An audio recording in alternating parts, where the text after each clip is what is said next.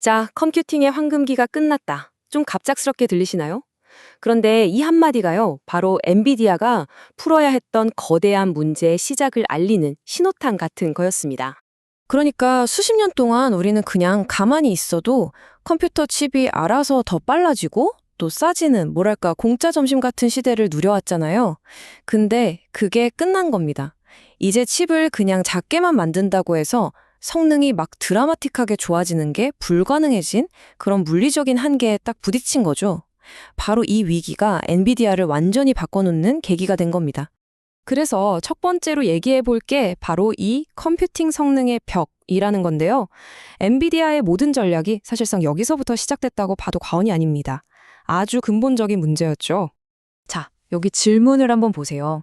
컴퓨터를 10,000대나도 샀는데 이걸로 어떻게 100만 배나 더 빠른 성능을 낼 수 있을까요? 이게 핵심이에요. 예전처럼 그냥 컴퓨터 숫자만 늘리는 방식으로는 어림도 없는 거죠. 이건 단순히 하드웨어를 더 사는 문제가 아니라 아예 접근법 자체를 바꿔야 하는 정말 거대한 컴퓨터 과학의 난제였던 겁니다. 왜 이런 병목 현상이 생기는지를 설명하는 게 바로 암달의 법칙이라는 건데요. 아주 간단해요. 전체 시스템의 속도는 결국 가장 느린 녀석이 결정한다는 겁니다. 예를 들어서 계산하는 부분이 전체 작업의 한 50% 정도라고 쳐보죠. 그럼 이 계산 속도를 아무리 거의 무한대로 빠르게 만들어도 전체 성능은 기껏해야 2배 빨라지는 게 전부라는 거예요. 왜냐면 나머지 50%, 데이터 옮기고 통신하고 하는 애들이 발목을 잡으니까요.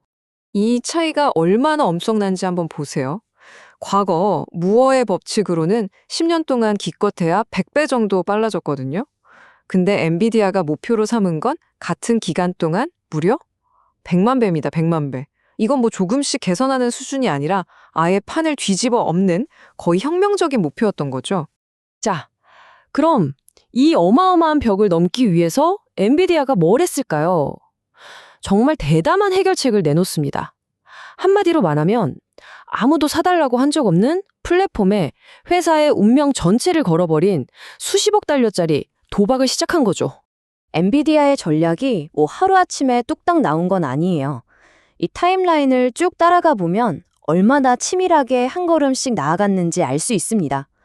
처음엔 그냥 게임 그래픽을 위한 특수 가속기 만드는 회사였죠.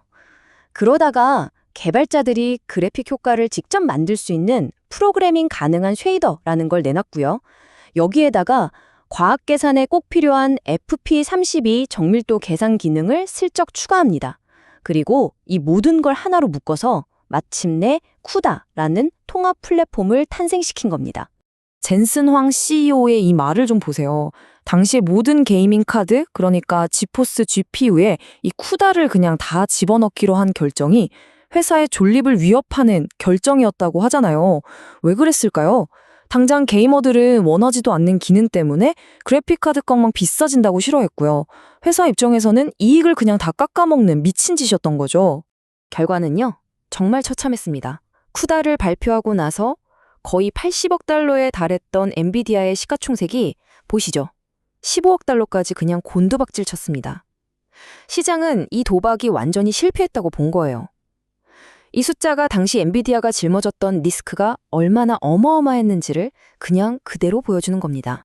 하지만 엔비디아는 흔들리지 않았어요. 왜냐하면 그들에겐 더 큰 그림이 있었거든요. 바로 이겁니다. 아키텍처는 기술이 얼마나 멋진가로 결정되는 게 아니라 얼마나 많이 깔려 있는가, 즉 설치 기반으로 결정된다. 이 생각이었어요. 일단 전 세계 수백만 게이머들 PC에 쿠다를 쫙 깔아 넣으면 언젠가는 개발자들이 이 엄청난 사용자 기반을 보고 몰려들 수밖에 없고, 그러면 결국 누구도 무너뜨릴 수 없는 강력한 생태계가 만들어질 거라는 그런 확신이 있었던 거죠. 자, 이렇게 쿠다라는 단단한 기초를 다진 다음에 엔비디아는 그 위에 AI 공장을 짓기 시작합니다. 그런데 이건 단순히 제품을 만드는 것 넘어서서 미래를 살게 하기 위해 회사 조직 자체를 뜯어고치는 작업이었습니다. 엔비디아가 지금 풀고 있는 문제가 얼마나 복잡한지 한번 보세요. 이건 더 이상 칩 하나 잘 만드는 문제가 아니에요. GPU, CPU는 기본이고 메모리, 네트워킹, 심지어 전력, 냉각 문제까지. 거기에 시스템 소프트웨어, 알고리즘, 응용 프로그램까지 데이터 센터 전체를 그냥 하나의 거대한 컴퓨터로 보고 모든 걸 동시에 최적화하는 이걸 극한의 공동 설계라고 부릅니다. 정말 엄청나죠? 아니 그럼 이런 말도 안 되게 복잡한 걸 어떻게 해결할까요? 젠슨 양은 여기서 그 답을 이야기합니다. 회사의 구조가 우리가 만들고 싶은 제품을 반영해야 한다. 이게 무슨 말이냐면요. 우리가 만드는 제품이 이렇게 복잡한 시스템이니까 그걸 만드는 회사 조직 자체도 그 복잡한 시스템처럼 설계되어야 한다는 거예요. 정말 통찰력 있지 않나요? 그리고 그 철학을 가장 극적으로 보여주는 숫자가 바로 이겁니다. 60명 이상. 이게 뭐냐면요. 젠슨 황 CEO에게 직접 보고하는 사람들의 숫자입니다. 보통 회사에서는 CEO한테 보고하는 사람이 몇 명 안 되잖아요? 근데 여긴 60명이 넘는 거예요. 이게 뭘 의미하냐면 위아래로 보고하고 지시하는 게 아니라 그냥 모든 전문가들이 한 방에 모여서 문제를 다 같이 동시에 풀어버리는 거죠. 아주 평평하고 협력적인 구조. 이게 바로 그 극한의 공동 설계를 가능하게 하는 엔진인 셈입니다. 자, 그럼 이 길고 긴 엄청난 전략이 과연 어떤 결실을 맺고 있는지, 그리고 엔비디아가 그리는 미래는 과연 어떤 모습일지 지금부터 한번 들여다보겠습니다. 젠슨 황의 이 비유가 정말 기가 막힙니다. 생각해보세요. 과거의 컴퓨터는 뭐였죠? 이미 만들어진 정보를 잘 저장해뒀다가 필요할 때 꺼내주는 그냥 창고 같은 거였어요. 그래서 얼마나 많이 저장하느냐, 즉 저장 공간이 중요했죠.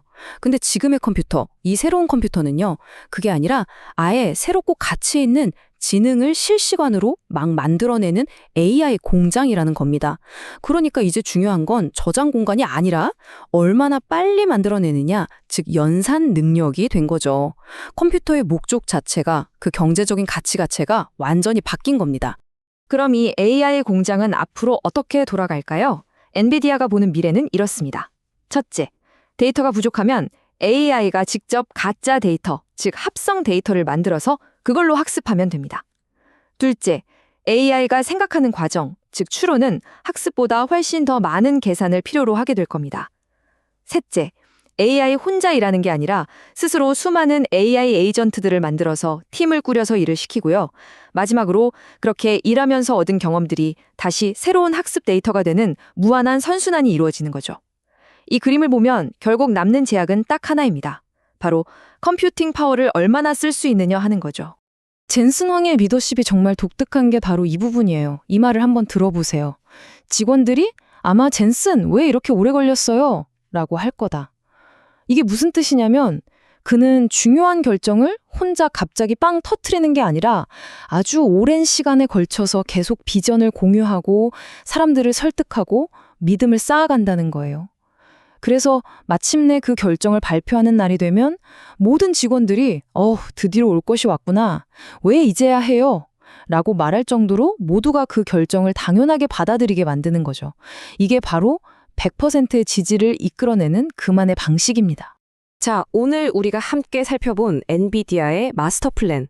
이건 단순히 한 회사의 성공 스토리가 아닙니다. 마지막 이 질문을 한번 보세요. 지능이 공장에서 찍어내는 상품이 된다면 세상은 어떻게 될까? 마치 우리가 석유나 전기를 쓰듯이 지능을 필요할 때마다 돈 주고 사서 쓰는 시대가 온다는 거잖아요. 그런 세상에서 과연 가치는 어디서 만들어지고 우리 사회는 또 우리 개개인의 삶은 어떻게 바뀌게 될까요? 이 질문을 여러분께 남기면서 오늘 이야기는 여기서 마치겠습니다.